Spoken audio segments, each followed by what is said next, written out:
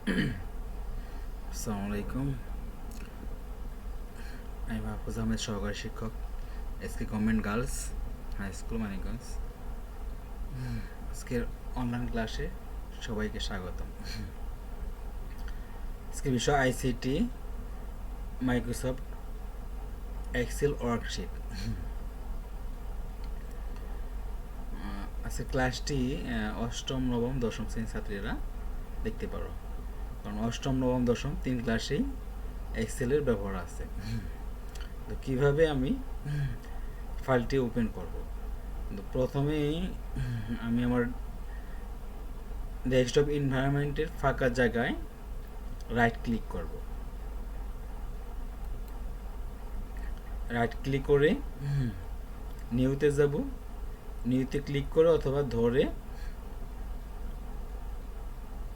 Microsoft Excel worksheet এখানে click করব।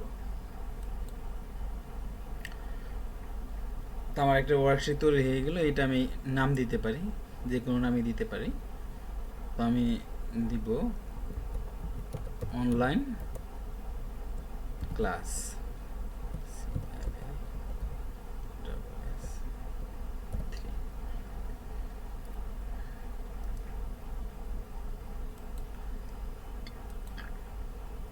অথবা আমি এটাকে রিনেমও করতে পারি। এইভাবে আমি ওই অন্য একটা নাম দেওয়ার প্রয়োজন হয়, সেক্ষেত্রে আমি এটাকে সিলেক্ট করব। বাম ক্লিক করে সিলেক্ট করে এবার ডান ক্লিক করে রিনেম। রিনেম করে আমি নতুন একটা নামও দিতে পারি। রিনেম, হ্যাঁ রিনেম, এইবার রিনেম যাবে। তো আমি আগের নামই রাখলাম। এবার ডাবল ক্লিক করে আমি ওপেন করব।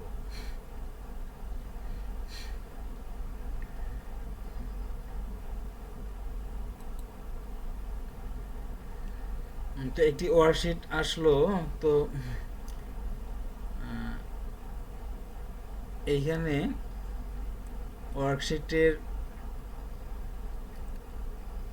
এ B C D E F G এইভাবে করে যে ঘরগুলো আছে সেটা হলো কলাম, এবং 1 2 3 4 5 10 এইভাবে করে যেগুলো আছে সেগুলোকে রো।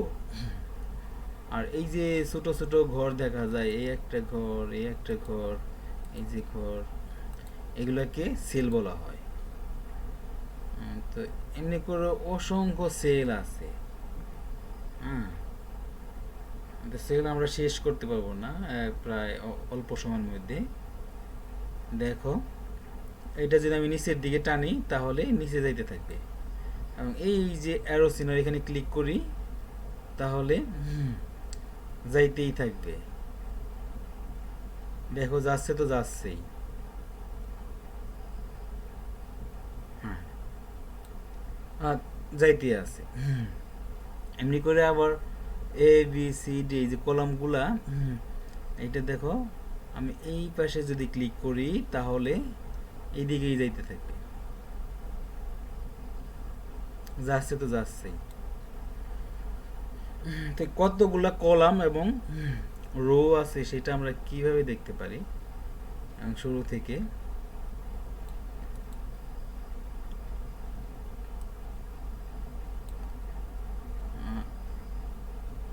কিবোর্ডের যে অ্যারো চিহ্ন আছে, অ্যারো চিহ্ন আপ ডাউন লেফট রাইট, আমরা এইখানে একটু ব্যবহার করতে পারি। এগুলো ব্যবহার থেকে আমরা শেষ দিকে যাইতে পারি। আমি কন্ট্রোল চেপে ধরে ডাউন অ্যারোটা প্রেস করলাম আর একদম নিচে চলে আসলো। এতগুলো কি আছে, কলাম আছে। কলাম দেখো তো কত, একক, দশক, শতক, হাজার, অযুত, লক্ষ, 10,48,576, অনেক। এটা যদি আমি এনে চেপে ধরে আনতে যাই তাহলে হয়তো অনেক সময় লেগে যেতে পারে। আমি আবার পূর্ব অবস্থায় ফিরে যেতে চাই, তাহলে কি করব, কন্ট্রোল চেপে ধরে আপ অ্যারো দিব, একদম অনায়াসে পড়ছে। এমনি করে আবার আমার রোগুলো তো আমি যদি দেখতে চাই তাহলে এই যে রো, হ্যাঁ, কন্ট্রোল ধরে রাইট অ্যারো, একদম শেষ প্রান্তে এসে পড়ছে। আবার আমি কি শুরুতে আসতে চাই,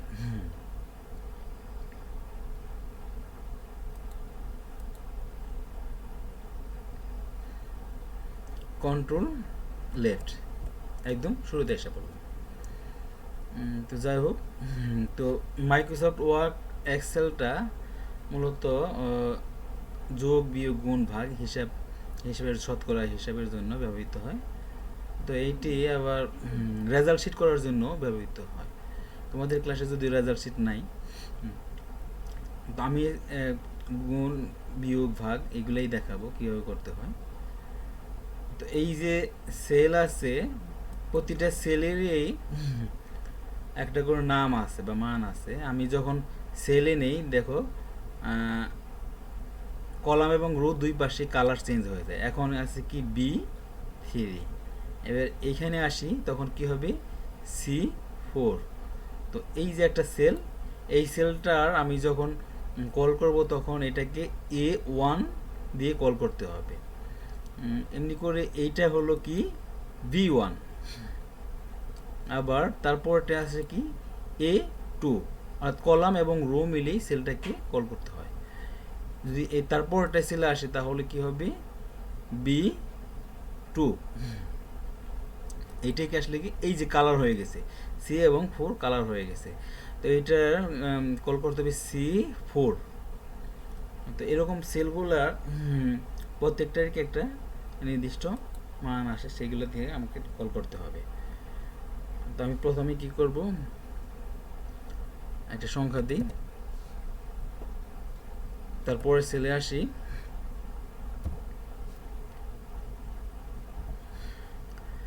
এখন এই সেলটাতে আমি কি লিখলাম A1, সেইখানে কি লিখলাম 12। তারপরে সেলে কি লিখলাম B1, B1-এ কি লিখলাম C6।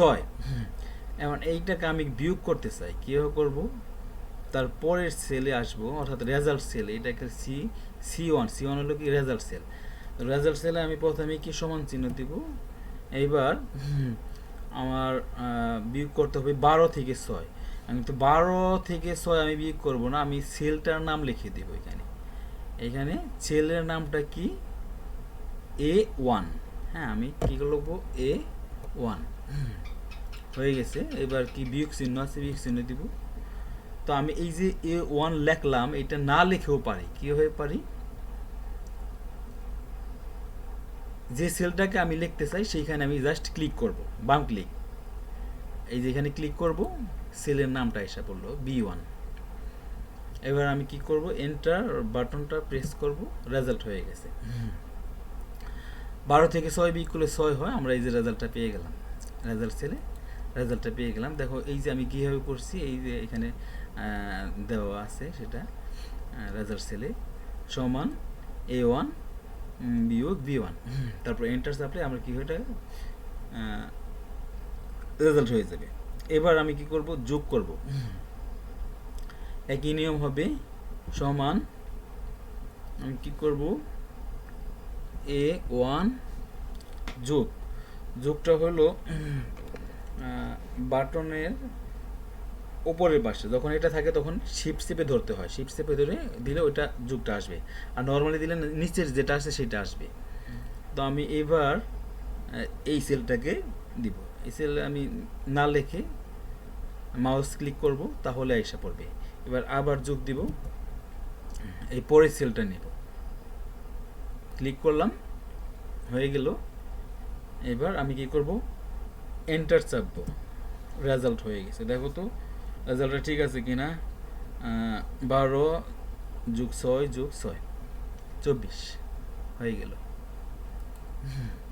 এবার আমি কি করব, আরেকটা যোগ দেখাই, সূত্রের সাহায্যে কীভাবে করতে হয়। আমার এভাবে আমরা দেখছি অনেক সেল আছে, সেই ক্ষেত্রে আমি যদি এরকম 100 ঘর সেলে যদি আমি যোগ করতে যাই আর আলাদা আলাদা লিখতে যাই, তাহলে কিন্তু আমার অনেক সময় লাগবে।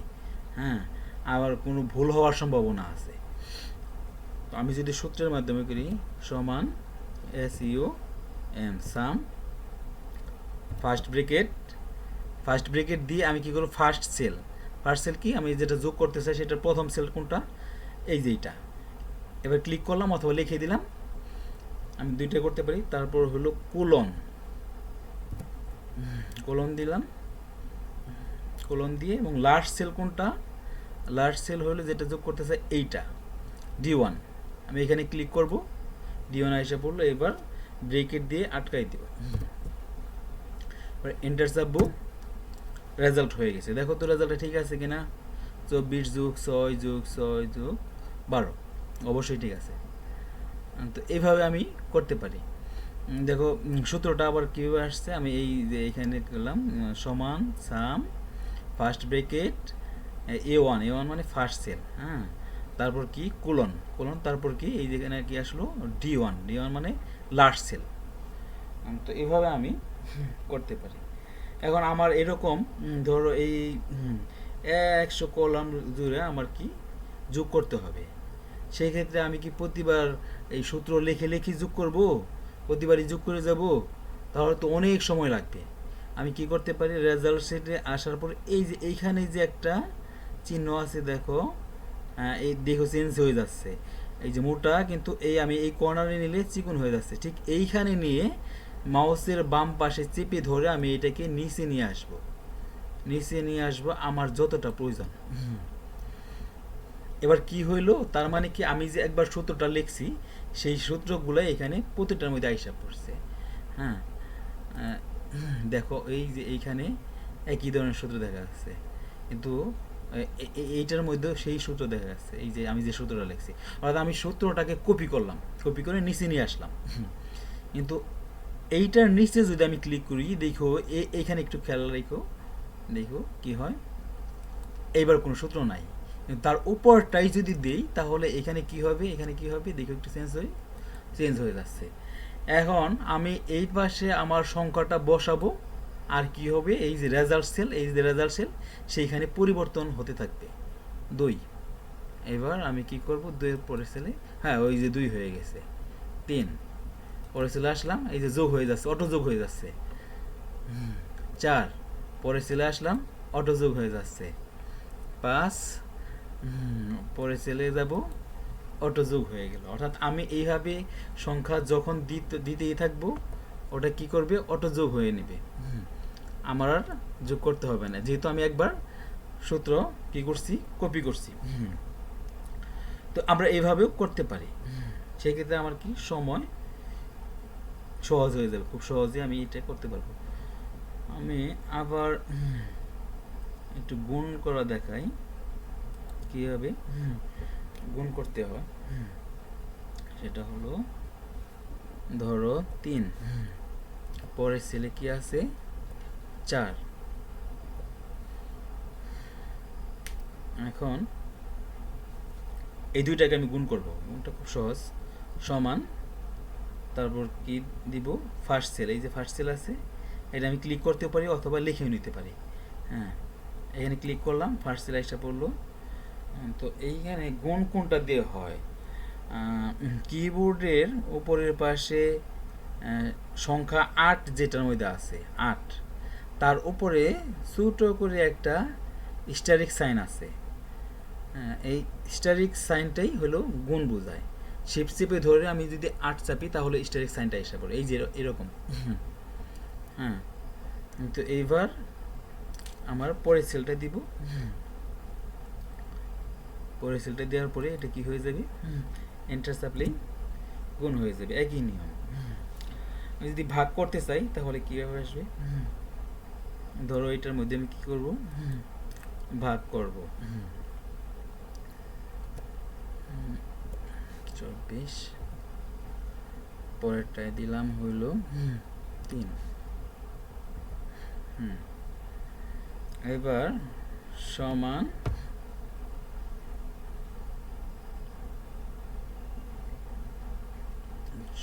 কি দেব আমি, ফার্স্ট সেল, তারপর হলো যে কিবোর্ডের নিচের দিকে একটা অবলিক চিহ্নর মতো আছে, আমি এইটা দিব, এটা দ্বারা ভাগ বোঝায়, ডিভিশন সাইন। আর পরের সেল দিব, এবার এন্টার চাপবো, ভাগ হয়ে গেছে। আমি এইখানেও একই নিয়ম, এই যে সূত্রগুলো কপি করে নিতে পারি, তারপর কি হবে, ভাগ হয়ে যায়, সরি তো এবার আমি আরেকটা কিছু দেখাবো, সেটা হলো ধরো কয়েকটা নাম্বার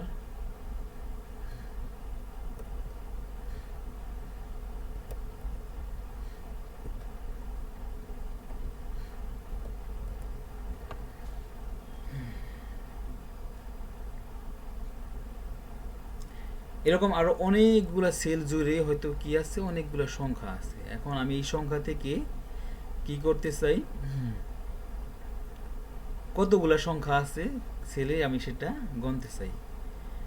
সমান কি করব, count, COUNT, count, first bracket, first cell, colon, এবার লার্জ সেল, ফার্স্ট ব্র্যাকেট দিয়ে আটকাই দিব। আমার এখানে কি হইলো দেখো, কি দেখাচ্ছে রেজাল্টে, 5টা সংখ্যা আছে, 1 2 3 4 5, আর আমার এখানে 5টা সংখ্যা আছে। আমি এইভাবে আবার একটু দেখে নাও সূত্রটা কীভাবে, সমান count, first bracket, first cell, first মানে আমি এই যে সংখ্যাটা যেখান থেকে শুরু হয়েছে, এটা এইখান থেকেও শুরু হইতে পারে, এইখান থেকেও শুরু হইতে পারে, এইখানে শেষ হইতে পারে, হ্যাঁ, colon, last cell, last cell মানে এই যে আমার রেজাল্ট সেলের আগের যে সেল সেটা হলো লাস্ট সেল, আমি দিলাম, তাহলে এই যে রেজাল্ট হয়ে গেল। এখন আমি আরেকটা কাজ করতে চাই, সেটা হলো আমি সহজ একটা নেই, 2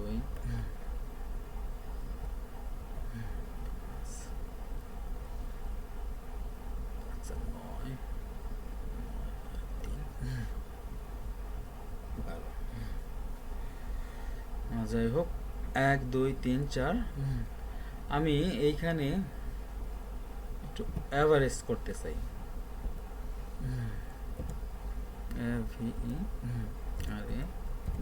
অ্যাভারেজ, একই নিয়মে ফার্স্ট সেল, ফার্স্ট ব্র্যাকেট, আমি এটা কি করব, ফার্স্ট সেল ক্লিক করব, এবার কোলন, তারপর কি লাস্ট সেল, এবার ফার্স্ট ব্র্যাকেট দিয়ে আটকাই দিব, আটকাই দিয়ে এন্টার চাপবো।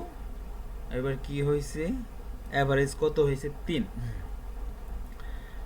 দেখো তো ঠিক আছে কি না, 3 8 4 7, 7 3 10, 10 2 12, 12 4 দিয়ে ভাগ করলে 3 হয়, অর্থাৎ অ্যাভারেজ ঠিক আছে। এমনি করে আমি আরেকটা কাজ করতে পারি, সেটা হলো আমার অনেকগুলা সংখ্যা আছে, সেই সংখ্যা থেকে সবচেয়ে বড় সংখ্যা কোনটা সেইটাও আমি বাই করতে পারি। যেমন ম্যাক্সিমাম, তাই না, MAX, ম্যাক্স দিলেই হওয়ার কথা, দেখি হয় কিনা, first bracket, first cell, colon,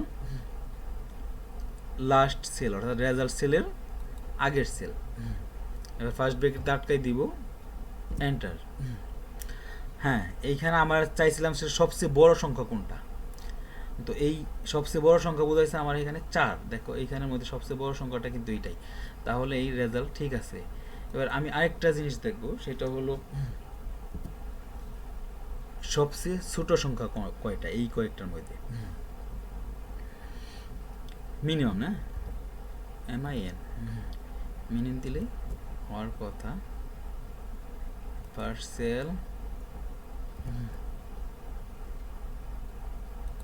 large cell, আটকাই দিলাম, এন্টার। এখানে কি বলছে, সবচেয়ে ছোট সংখ্যা হলো তাহলে কত, 2, এই যে এখানে যে কয়টা সংখ্যা আছে সবচেয়ে ছোট সংখ্যা হলো 2, তাহলে আমরা এইভাবে করতে পারি। আমি আরেকটা বিষয় দেখাই, ধরো আমি এখানে একটা সংখ্যা দিলাম, এই সংখ্যাটার 300 এর 15% কত,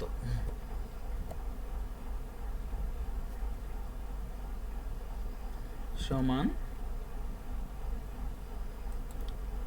parcel asterisk sign large sell,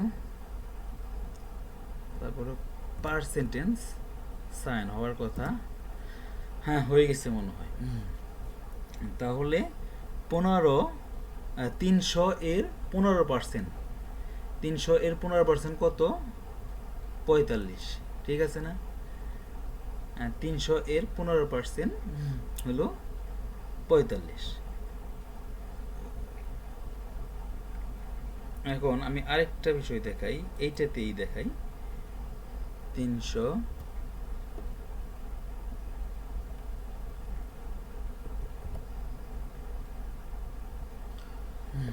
যদি এমন হয় যে ক্রয় মূল্য 300 টাকা আর 15% লাভে বিক্রি করলে বিক্রয় মূল্য কত হবে? দেখি এটা কিভাবে করা যায়। ফার্স্ট সেল গুণন স্টেরিক চিহ্ন লার্জ সেল পার্সেন্টেজ সাইন্স যোগ আবার কি ফার্স্ট সেল, এবার এন্টার হয়ে গেছে। 300 ক্রয় মূল্য 300 টাকা আর এটা 15% লাভে বিক্রয় করলে বিক্রয় মূল্য কত হবে? দেখো হিসাব করে তাই হয়। 300 টাকা ক্রয় মূল্য হলে 15% লাভে বিক্রয় করলে বিক্রয় মূল্য কত হয়? তো এই বিষয়গুলাই তোমাদের, যদিও কিছু বিষয় তোমাদের নাই ক্লাসে, অ্যাডভান্স লার্নারদের জন্য দেখে নিতে পারো। তো আজকে এটা নিয়ে আর বেশি কিছু দেখো না। আর এই যে ইন্টারফেসের বিষয়, অন্যান্য বিষয়গুলো, সেগুলো তোমরা ওয়ার্ড ডকুমেন্টে, পাওয়ার পয়েন্টে সেগুলো পাইবে। তো আমি শুধু এক্সেলের যে কাজটা সেইখানে দেখাইলাম, অন্যান্য কাজও দেখে নিতে পারো। আজকে আর বেশি দেখাবো না। তো সবাইকে ধন্যবাদ।